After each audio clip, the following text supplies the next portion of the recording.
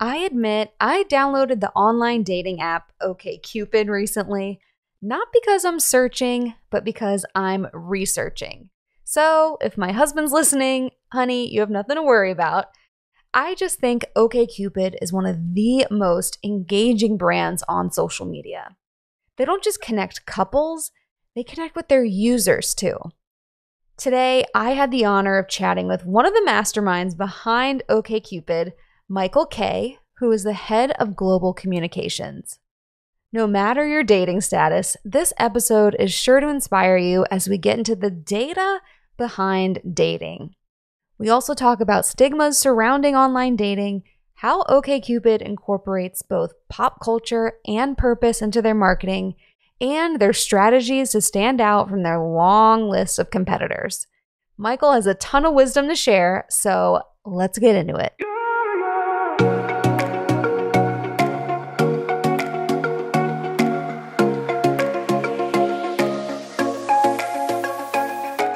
Welcome to Making the Brand, the podcast where marketing and pop culture collide. I'm your host, Brianne Fleming. I can't wait to chat about brands, boy bands, and everything in between. Because brands who have a pulse on pop culture can create adoring fans of their own. Welcome back to the Making the Brand podcast. You know, on this show, we kind of have a nostalgic Y2K angle to everything. And that being said, one of my favorite movies is You've Got Mail from 1998. Classic Meg Ryan, classic Tom Hanks.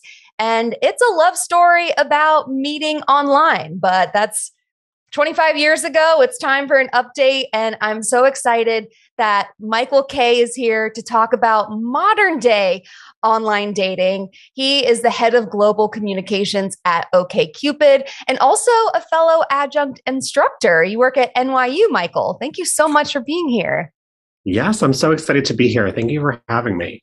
Of course. I'm curious, what do you teach at NYU? I teach practical public relations. So it's more about the day-to-day of a PR professional versus theory-based communications. Gotcha. Well, I'm very curious to hear about your day-to-day at OkCupid and all the cool things that you're doing over there.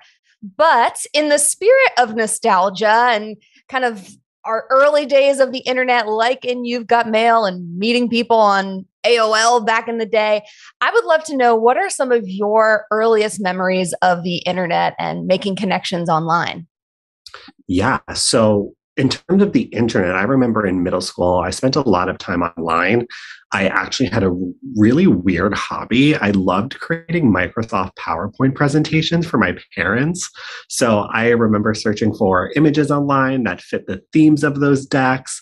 I remember one of them was like celebrity lookalikes, and I loved like cropping the images and creating like all these different sides. So looking back, it's probably not a surprise I wound up working in communications and marketing, where we're always creating a deck to present. That's like my first memory of being online in the internet. But when it comes to making connections, I remember a few years after that, I was in high school, and it must have been my freshman year. And I remember needing a friend to help me create a Facebook account because I had no idea how to do it myself. I was not super tech savvy on social media. And that was my first real experience with social media. I was never really a MySpace person. And I feel like I remember my parents warning me about MySpace and making sure I was never on the platform. They were very nervous. I'm also adopted by my grandparents. So they are baby boomers and had a very different take on tech and social than many typical millennials' parents. And then after college, that's when I started playing around with dating apps, because they were really the only way for a closeted gay man like myself to meet people discreetly. So there I was, a newly graduated gay man, and I was downloading Tinder and swiping away. And that was really my opening into the LGBTQ plus community. That was my opening into dating apps, and really the first time that I was looking for romantic connections online. Mm-hmm. Yeah, that's such a great point. I never thought of it that way, that it does give you that safe space. If you do want to search for connections discreetly, doing it online versus out in the open and trying to meet people out and about, it does allow for that. So that is a great benefit of it. So I would love to know, again, speaking about your day to day, what is your day like at OkCupid? A typical week in the office. It sounds like you have a great culture there. So tell me about it.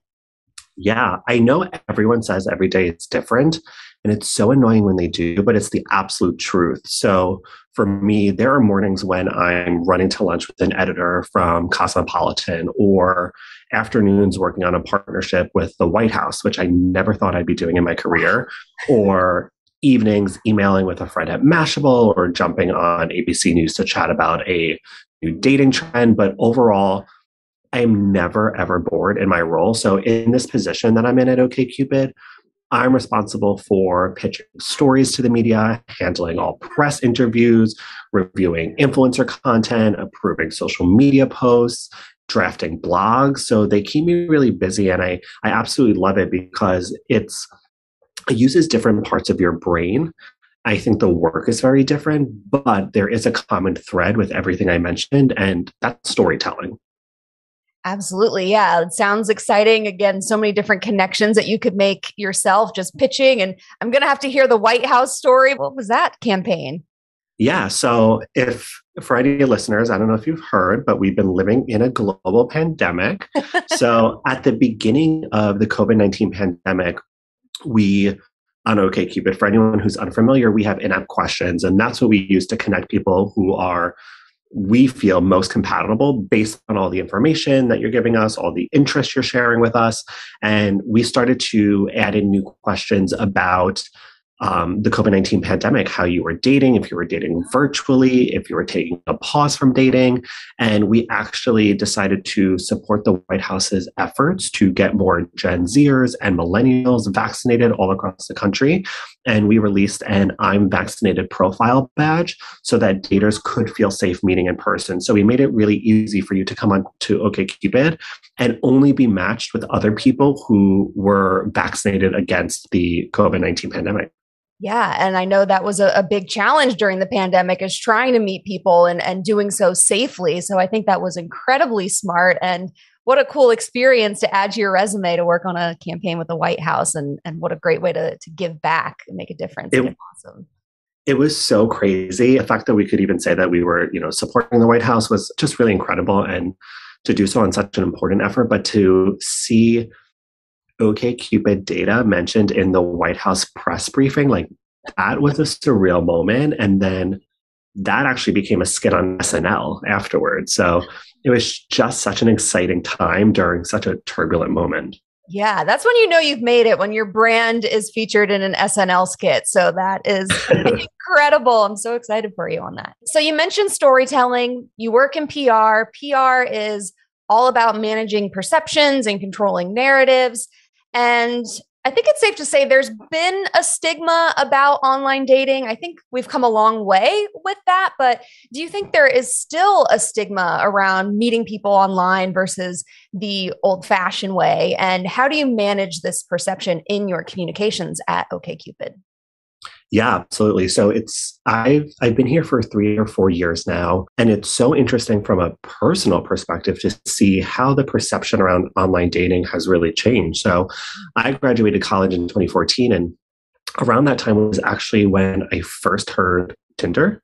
I had no idea what it was. I didn't know any other dating apps, but I was on a trip in Ocean City, Maryland with a few friends, and one of them was meeting up with someone that they met on Tinder.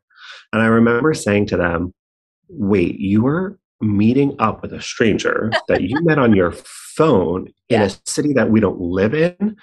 That's the weirdest thing ever. Yeah. And a few weeks later, I was back home after college and I thought, I'm ready to start talking to other men, other gay men, and seeing how those conversations go. And I didn't know how to do it, but I wound up in the App Store and downloading Tinder, and it was awkward at first. And I'm actually now almost 9 years later, still in a relationship with the person that I met on Tinder.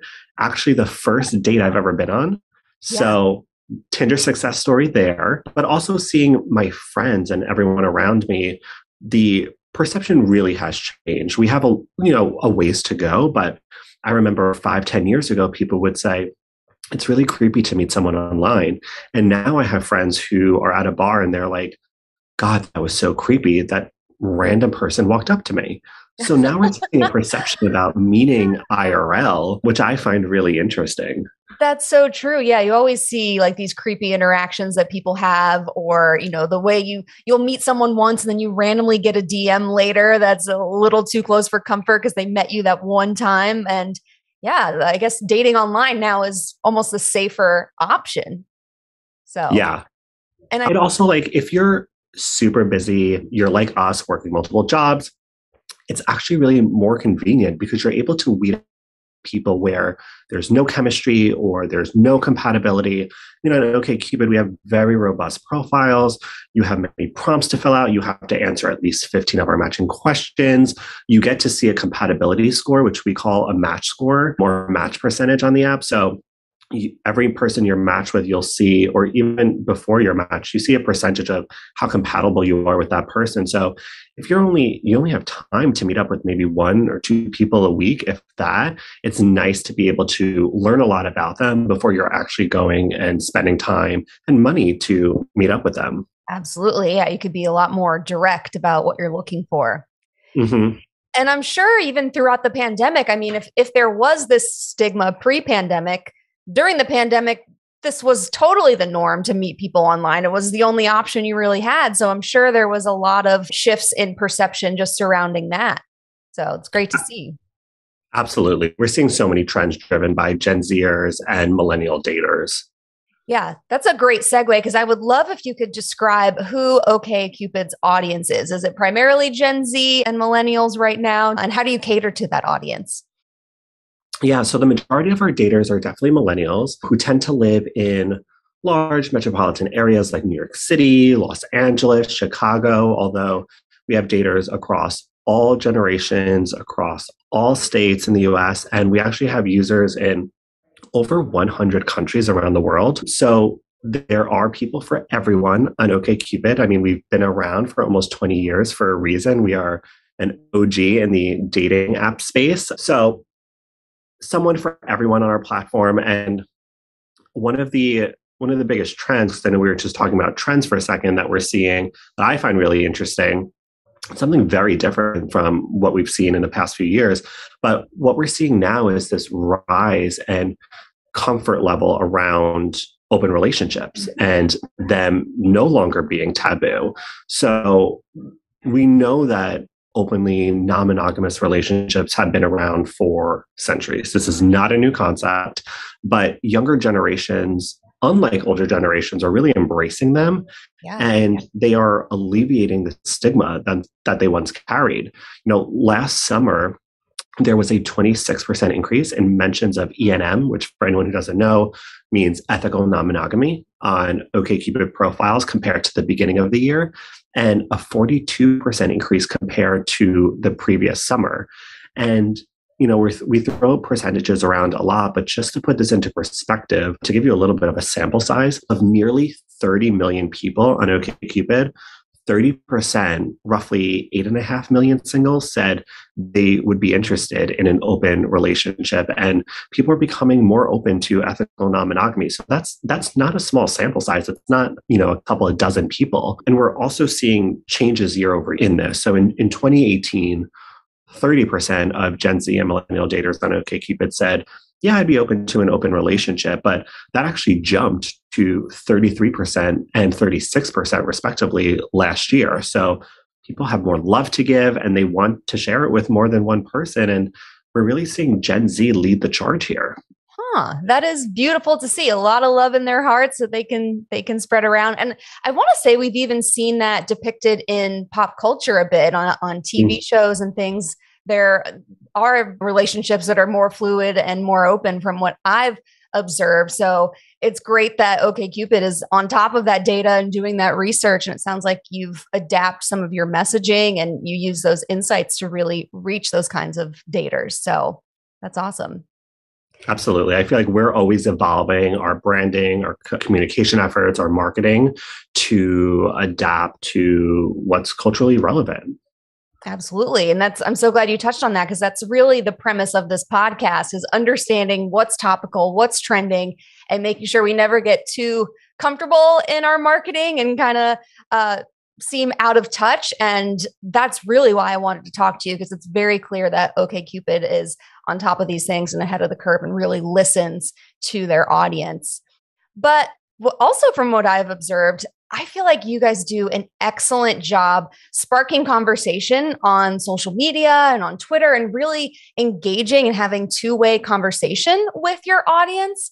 For example, I know you'll spark like some friendly debates or kind of multiple choice questions where people can say some of their dating preferences. One that I saw, you asked, is it a deal breaker if your partner's parents don't like you?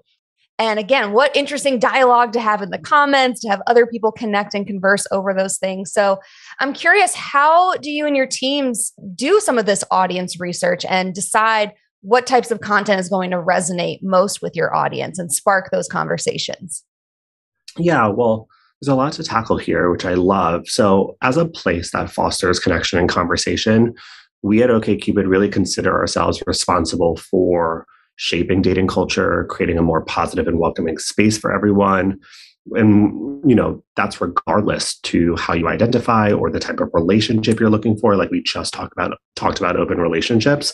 And we really do this through all our efforts, through our brand campaigns, through our CRM, through product innovation. So we have tools on our platform that actually make it easier for people who are in an open relationship. We also have in-app questions that are specifically catered to LGBTQ audiences. So there are questions on our app that only a gay person will see, other questions that only a bisexual person will see. We also tailor our questions to the location that you're in. So we understand that if you're dating in New York City, you probably have different things that you're interested in, from food and entertainment and culture, than someone in London, than someone else in Tel Aviv or Mumbai. So we actually have localized questions in over 30 markets all around the world. And we, again, to your point, we also do this through social media. Yeah. We're a very data-driven app at OkCupid, or a very data-driven company. It's really not surprising because our app was actually founded by 4 math majors at Harvard. So our algorithm is really more complex than any other dating apps out there. And in terms of our audience research and how that's inspiring the campaigns that we're doing or the content that we're putting out there, we're always interviewing daters on our app, as well as single people who are or aren't on other dating apps. And we're talking to them and finding out what they're looking for, what's important to them. And then we're also always analyzing our own data. So looking at what in-app matching questions are being answered, which ones are being skipped. So we also look at, okay, we added these new political questions to the app in Israel. If there's a high skip rate, we understand that users in that market are not interested in talking about that on their dating app. That's really good for us to know, because in a market like the United States, we are very politically active. Our conversations are very politically driven, especially over the last few years. Yeah. So we have a ton of questions about, politics and voting on the app, which have been answered way more than 150 million times already. So we know that that's a really popular question category, but it isn't for everyone all around the world. So that's something we're, paying attention to. And we're also listening to our users in their responses, and specifically around how people feel about dating, relationships, and sex, but also everything that's top of mind for people, from climate change to marriage equality to reproductive rights. And sort of bridging this back to what we talked about with being timely and relevant, one of our campaigns, we called it our It's Okay campaign. And it was all about telling people it's okay, no matter what you're looking for in a partner, that's okay, as long as it's okay to you. And we actually launched this in the beginning of 2020 in the United States. And Out of Home began right here in New York City, where we are headquartered.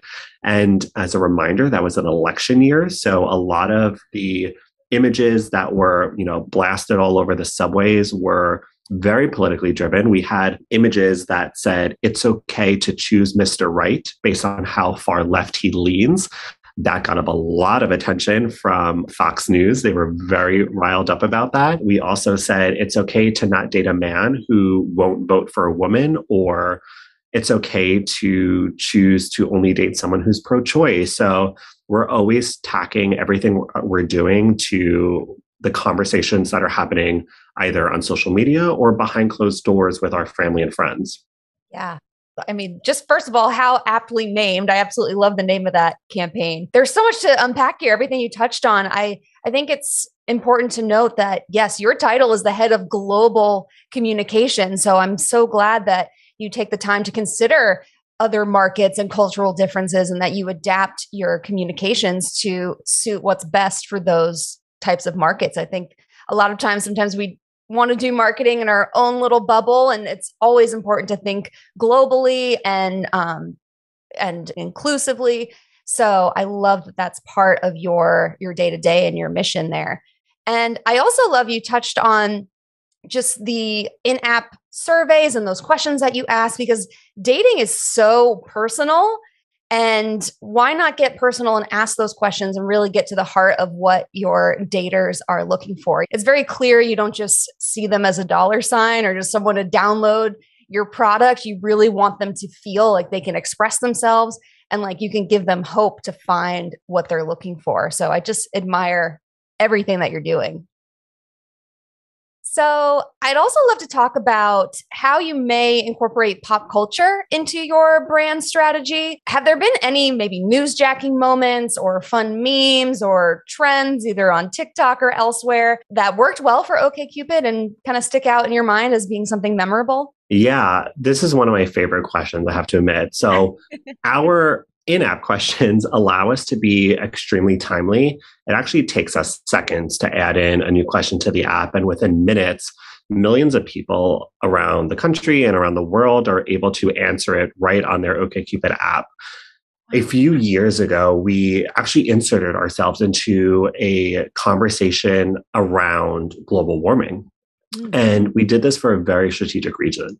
OkCupid's in-app questions about climate change and the environment have been answered about 15 million times so far, with 97% of our respondents believing climate change is real, and 81% of 7 million people on OkCupid saying they're really concerned about climate change. So we knew this was not only an issue that was really important to our daters, but we also recognize this is a story only OkCupid can really tell. We became the only dating app in the world that was matching people over shared concern for the environment. And we recognize that the amount of data that we have, these rich insights, no other brand would be able to give that level of detail to any single journalist. So it became a really ownable story angle for us. And knowing that this is an issue that's top of mind for our Gen Z and millennial daters, we decided to also leverage environmental activist Greta Thunberg's popularity. And we actually created OkCupid's first ever dating term, which we called Thunberging. And we said that it referred to two people matching online over a shared belief in climate change and passion for the environment. And the story was covered by hundreds and hundreds of publications across more than a dozen markets around the world. And following the success of this data-driven press story, we actually introduced a new product feature to further activate our users around this issue, which was our climate change advocate badge. And that was turned on the last 2 years only during Earth Month in April, but way more than 500,000 people already added it to their profiles, which is a pretty significant number considering it is a short-term product feature. It's not something that's available all year round. So that's definitely one of my favorite bigger examples, but there's also small moments. Not everything needs to become this, huge viral thing for it to be a success. Another one of my favorite examples was actually only here in the United States, and it was during the last presidential election. So during one of the Democratic debates, just as Kamala Harris and Elizabeth Warren were walking across the stage, OkCupid daters in the United States were served a notification prompting them to answer our newest in-app question. And that question was, could you date someone who wouldn't vote for a woman? And the responses poured in on our app, and more than 7 in 10 daters said, absolutely not. So those are two of my, favorite examples of us, connecting ourselves to a timely conversation in a way that still felt very organic and authentic to our brand. Yeah. I mean, like you said, very authentic to the brand. It seems like this type of messaging and really standing for something and helping people connect through these types of conversations is really OkCupid's biggest differentiator among all the other dating apps out there. There's a lot of competition, but I think this is a really powerful purpose to stand behind and a way to conduct business. So that is awesome. I'm also curious how those in-app questions work. So it sounds like, yes, you said they'll get a notification. It's not just for new people who sign up, who see updates to the question. It's just instant. They'll get it right on their phone. Yeah. So we have thousands of in-app questions. And when you download OkCupid and start to create a profile, we actually require you to answer 15 of them. Okay. Now, you can skip any question. There's not a single question on our app that's mandatory because there are some that might make you feel uncomfortable. There's others that might just not be relevant to you. Mm-hmm. So you can skip as many questions as you want as long as you answer 15. But most people actually go on to answer dozens and dozens more, because the more questions you answer, the more we learn about you and the more compatible your matches are going to be that we show you. So people have a lot of fun with the questions. Sometimes people will go in and organically answer questions themselves. It's almost like a game.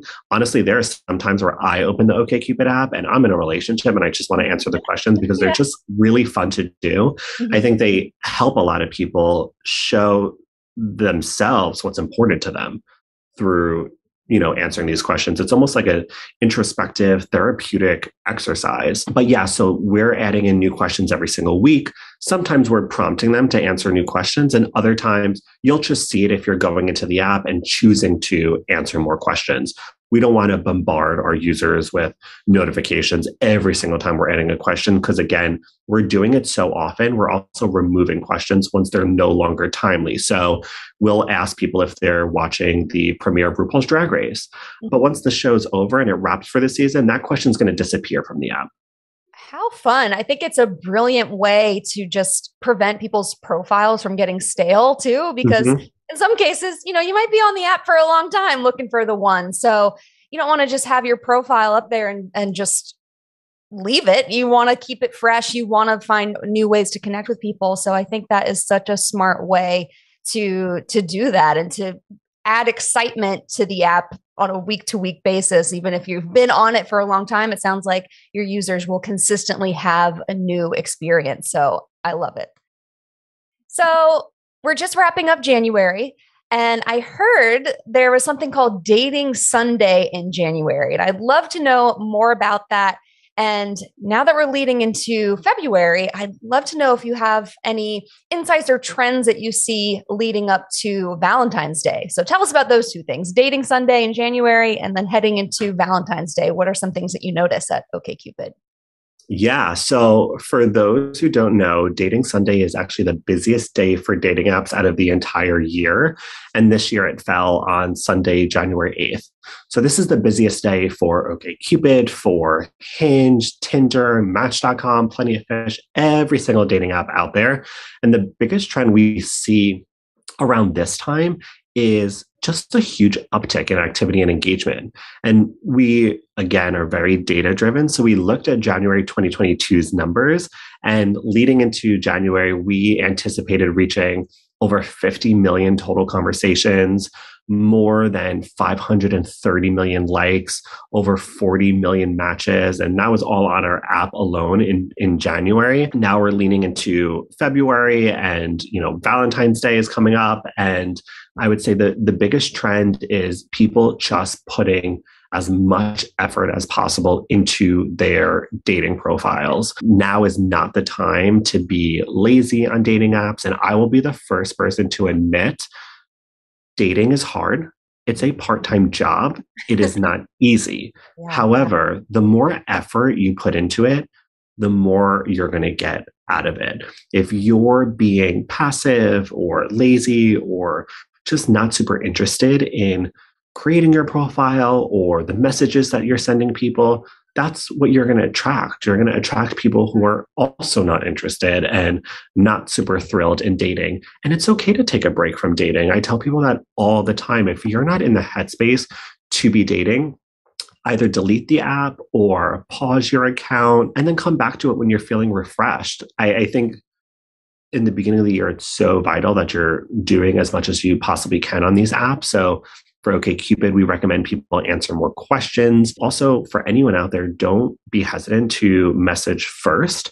Last January, there were almost 40 million first messages sent on OkCupid, and we anticipate a 10% increase month over month in January of this year. And what's really interesting is that women specifically are sending more first messages than they ever have been in our app's history. And it's really paying off because conversations that are initiated by women on OkCupid last more than double the length of those that are started by men. So that's another trend that we've seen during the pandemic that's just been really incredible. And then also just being honest about what kind of relationship you're looking for. When asked, the majority of over 7 million people on our app said they want their next relationship to last a few months to several years or the rest of their life. So that's something that's really top of mind for people. But if a casual hookup is more appealing right now, we're still seeing 22% of respondents looking for a one night fling. So just be honest about what you're looking for and what you're interested in. And you're going to attract people who feel the same way. Yeah. Always the best policy, right? We love honesty. We love honesty. We love it in a relationship, especially. And yeah, you're right. I mean, I've seen a lot of articles and heard from a lot of people that talk about the burnout that you can experience on this app. So I love your approach, encouraging people to take a break or to be in the right headspace to meet someone, because it is a lot. And especially around Valentine's Day, and there's this climate of you're going to see all these happy relationships, and you're going to compare, and it's just you want to be in the right place at the right time that works for you. Burnout is real. I tell people all the time, listen to your head, listen to your body. I absolutely love reading. For example, during January, I read, I think, 5 books, but there reaches a point where I can go weeks without reading because I just need a break. Same thing happens with my TV habits, my social media habits. We all need a break at some point. Absolutely. Even from things that we love. Yeah. Refreshing take. So aside from the burnout thing, you also do have a ton of success stories, though. So everyone hang in there. I would love to know more about your past users that have found love. And you already mentioned storytelling. How do those stories fit into your brand's messaging? And how do you amplify those love stories? Yeah. So we share a lot of our success stories on our own platform. So if you go to OkCupid's Instagram page, you will see a highlight of couple stories, and we do Q&As with some of our success stories. And I love hearing about people's journey, how they met on OkCupid, what attracted them to the other person. We also have blog posts about fun stories that we heard from our successes. But what I really love, which is something that's more internal and it's not external, it's not something we, promote or share anywhere, is all the wedding invitations that get sent to our office. I actually have them at my desk, and we use them to, decorate the office with. And it's so beautiful. And it's such a great reminder when you're having a tough day at work or you're tired and you get the mail and it's like a wedding invitation from someone who met at OkCupid. And the people who find success on our app are really proud of it, and they are very vocal about it, and they will DM us, they will email us, and they keep in touch with us. So we get emails or photos about when they get engaged, when they get married, when they're expecting their first child. And I think that's absolutely the best part of our job. And it's not something you're going to see in a campaign. It's not something we feel the need to brag about. We just sort of cherish it internally. That's so special, and just a great reminder of the hope that's out there. I'm curious though, have you ever gone to any of the weddings? I have not. However, I am also on the board of the Human Rights Campaign. And when I first joined 5 years ago, the person I started to work most closely with, who I still work very closely with today, she met her wife on OkCupid here in New York City, and they are now married. They started a business together, and they have twins. That just checks every box of like what a feel-good story is. That's amazing. I know, it's the best. It's also like fun seeing employees who have, met on OkCupid or have friends who met on OkCupid. So, I mean, we've been around for over 18 years. So there's a lot of these stories that come into our orbit. I love hearing all of them. That's amazing. So yeah, thank you for sharing all of this today. I would love to know if there's anything else you'd like to add, any words of wisdom or encouragement for people who are looking to meet others online and maybe if they want to try OkCupid? Yeah, well, first, I've been so happy to come here. I've been a listener of the podcast, so this is like a fangirl moment for me. But for Likewise. anyone who is listening and choosing to download OkCupid, or maybe you're already on OkCupid, for the first 30 listeners who email us after listening. So congratulations for making it to the end of the episode, and we're going to give you a little prize. If you email, and let's follow the directions carefully because I know there's a lot, but I'm going to make it as easy as possible. Email subscriptions, that's plural, subscriptions at okcupid.com from the email address that's linked to your account. And we will upgrade you to OkCupid Premium for 3 months on us so that you can enjoy and unlock all the different features on our app. So that's a deal for existing users or new users. So again, the email address is subscriptions at okcupid.com and we will get you upgraded. Ah, that is so generous. Thank you. I love doing giveaways on here. So thank you so much. I'm sure our listeners will love that. Actually, I have like a closeout icebreaker to share with you before I let you go. I noticed there was one of these scenarios on OkCupid's Instagram where you said, one of these classic first date ideas has to go. So I'm curious on your take. Drinks, coffee, or dinner? If you had to omit one, which has to go? I would say dinner because you have an easier out from coffee or drinks if you're just not feeling any spark or compatibility. So if you know this is someone who either they're better off as a friend or you're just not really that interested, it's a lot easier to, wrap up after 1 cup of coffee or wrap up after a drink before committing yourself to, a full meal. So I would say, as much as I love food, I would say dinner. Sounds good. And yeah, if you go to drinks and the night's going well, maybe you'll go grab a bite to eat after. So it kind of leaves it open-ended. So, yeah.